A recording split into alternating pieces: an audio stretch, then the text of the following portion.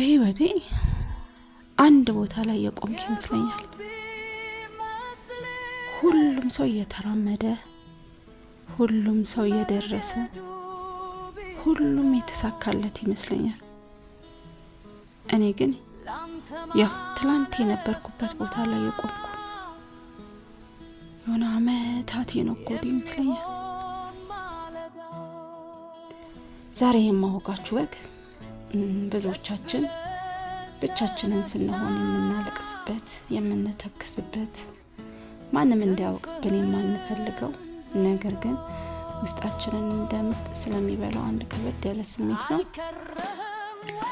በዝምታ ውስጥ እንደሚያድገው የቀርከሃ ዛፍ ስሮቻችንን የምናድንበት ውብ መፍትሄዎችን ከመጽሐፍት ጥበብ እያጣቀስን እንወያያለን፣ እንማማራለን።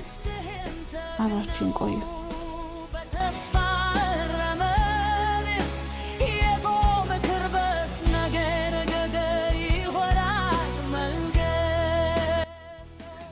ሰላም ጤና ይስጥልኝ ውድ የደብር ክሮሼት ዩቲዩብ ቤተሰቦች፣ እንዴት አላችሁ? እንዴት ናችሁ? እኔ እግዚአብሔር ይመስገን አለሁ። ያው በዚህ ዩቲዩብ ቻናል የተለያዩ ወጎችን ከቆንጆ እጅ ስራ ጋር እያጣቀስኩ የምቀርብበት ቆንጆ የዩቲዩብ ቻናል ነው። በሳምንት 3 ቀን የምለቃቸውን ቆንጆ ኮንተንቶችን ማግኘት ከፈለጋችሁ ሰብስክራይብ የምትለውን በተን በመጫን ቤተሰብ እንድትሆኑ ጋብዛለሁ። እስከ መጨረሻው አብራችን ቆዩ። እውነት ለመናገር ህይወት መቼ ነው መቆም የጀመረችው? መቼ ነው እኔ ምንም አላደረኩም ብለን ራሳችንን መግረፍ የጀመርነው? በየቀኑ ጠዋት እንነሳለን፣ እንለፋለን፣ ቤት ስናጸዳ እንውላለን፣ ልጆቻችንን ስንንከባከብ እንውላለን። ነገር ግን ማታ አልጋችን ላይ ስንሆን እኔ እኮ አሁንም እዚያው ላይ ነኝ፣ ምንም አልተቀየርኩም የሚል ድምጽ ውስጣችንን አላስተኛ ይለናል። ይህ ድምጽ ውስጣችን ይጮሃል። ግን ያ ድምጽ የራሳችን የስኬት መመዘኛ ሳይሆን ዓለም የጫናችብን ፈጣን ሩጫ ያመጣው መርዝ ነው። ዛሬ ባለንበት ዘመን እድገት የሚለካው በሚታይ ቁስ ብዛት ነው። እኛ የራሳችን ህይወት በሌላው ሰው መነጽር እያየን እኔ ወደ ኋላ ቀረው እንላለን። ነገር ግን የቆምንበት መስሎ የተሰማንን እውነተኛ ቦታ ሳይሆን የራሳችንን ነገር ረስተን የሌላውን ሰው ሰዓት ለመኖር ስለምንሞክር ነው። ቻህን አይደለም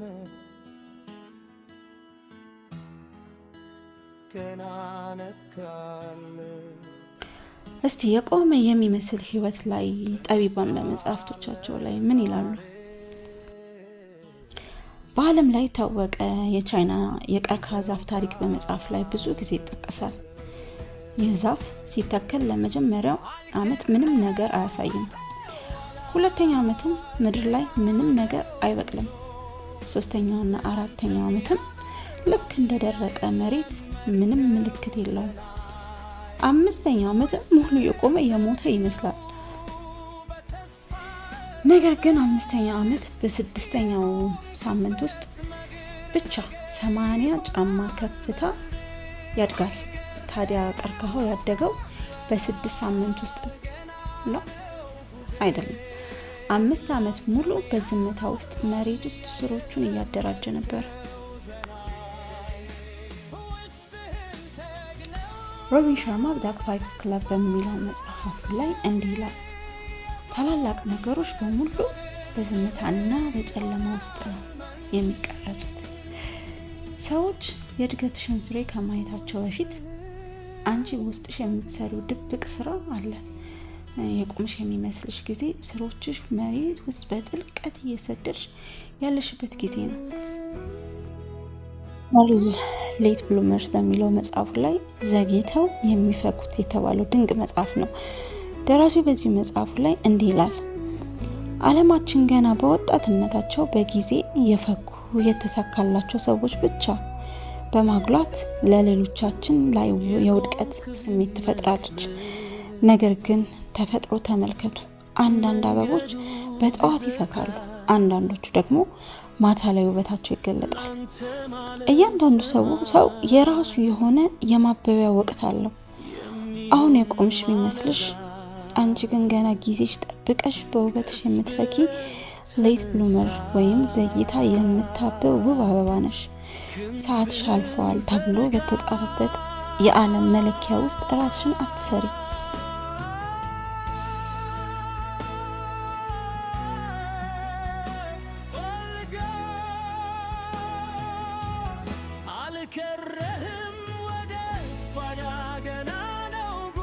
ታዲያ ከዚህ ቆም ያለው ከሚል ስነ ልቦና እስር ቤት እንዴት እንውጣ? መፍትሄውስ ምንድነው? እያንዳንዱ ፍጥረት የራሱ የሆነ የጸደይና የክረምት ወቅት አለው። አሁን ያለሽበት ወቅት የዝምታ የመሰብሰቢያና የራስሽ የማጠናከሪያ ወቅት ነው። የራስሽን ህይወት ምዕራፍ አክብሪ። በቃ አትቸኩይ። ትናንሽ ድሎችን ማክበር። ዛሬ የሰራነውን ማንኛውንም ስራ እንደ ቀላል አንየው። ትልቅ ጉዞ በትናንሽ እርምጃዎች ድምር ውጤት የሚመጣ ስለሆነ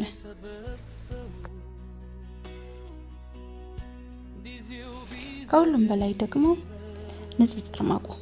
ስልክሽን ስትከፍቺ የምታዩ ሰዎች የስኬት ታሪካቸውን እንጂ ሰው ውድቀቱን ፖስት አያደርግም፣ እንደው አምላክ የባረከው ሰው ካልሆነ በስተቀር። ስለዚህ የሌላውን ሰው ፊልም ከራስሽ በስተጀርባ ትግልሽ ጋር አታወዳድሪ ውዴ።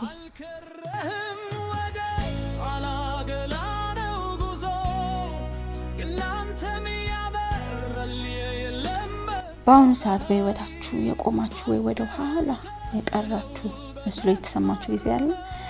እስቲ ያንን ጊዜ እንዴት እንዳለፋችሁት ከቻላችሁ በኮሜንት አጋሩኝ። የዛሬው ወጋችን ይችን ትመስል ነበር።